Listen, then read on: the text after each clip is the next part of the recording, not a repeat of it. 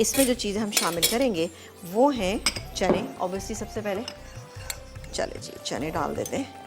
इसकी तो सिर्फ मिक्सिंग है, कोई मसला नहीं है, बहुत जल्दी ये तैयार होगा ये गेप। इसके अलावा हम इसमें शामिल करेंगे ये खीरा, एक बड़े साइज़ का टमाटर, ये प्याज, बारीक कटी हुई हरी मिर्चें ये चलेगी इसके अंदर। पुदीने को हम बहुत बारीक सा चॉप कर लेंगे, ठीक है।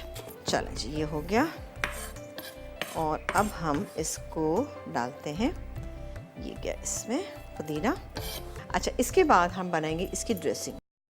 दही 2 टेबलस्पून भर के दही, क्रश किया हुआ लहसुन ये चला गया, चीनी थोड़ी सी, बिल्कुल ज़रा सी, लेमन जूस, काले मिर्च, पिसी हुई काली मिर्चें, पुदीना ये मेरे पास रखा हुआ है, इस तरह करके ना, और उसको यूँ डाल देंगे इसमें। और डालेंगे सौंठ, 1 पिंच सौंठ, और डालेंगे ऑयल।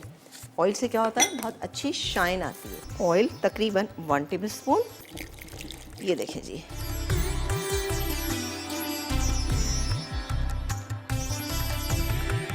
सैलेड हमारा तैयार हो गया, इसको भी हम सर्व करेंगे।